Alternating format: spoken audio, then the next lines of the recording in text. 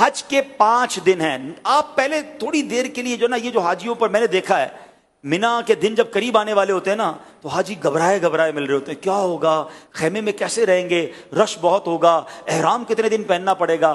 حج کے دن قریب آئیں تو ٹینشن میں نہیں خوشی میں اضافہ ہونا چاہیے. سب سے پہلی بات, بہت بڑا ٹینشن ریلیز آپ کا یہ کر دیتا ہوں کہ احرام آپ نے 5 دن نہیں صرف 2.25 دن باندھنا ہے. صرف 2.25 دن کا احرام ہے.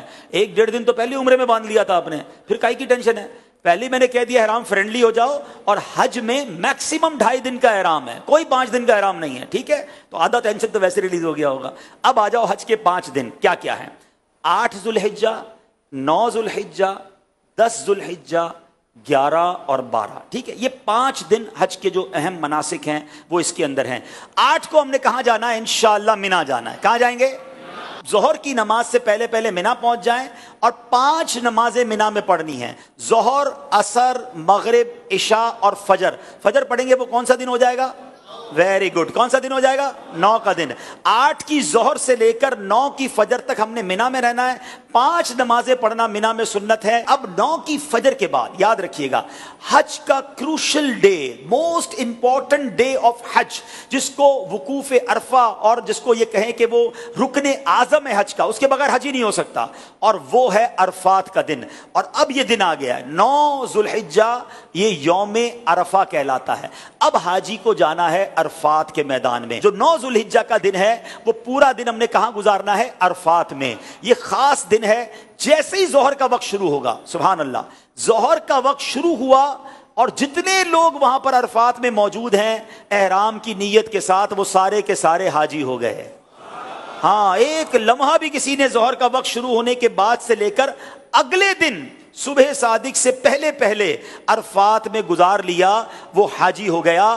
ہاں, لیکن جو صبح چلا گیا ہے یا ظہر کے وقت سے پہلے گیا یا ظہر کے بعد بھی گیا, وہ غروب آفتاب سے پہلے باہر نہیں نکل سکتا. یہ بڑا مسئلہ ہے کہ بعض اوقات ہوتا یہ کہ دوپہر 3-4 بجے سے بعض خیمے والے کہتے چلو بھائی مزدلفہ چلنا ہے. نہیں, مغرب کا وقت ہو گیا, اب آپ آ جائیں گے مزدلفہ. یہ جو رات ہے, اللہ اکبر, بعض علماء فرماتے ہیں کہ یہ حاجی کے لیے شب قدر سے افضل رات ہے.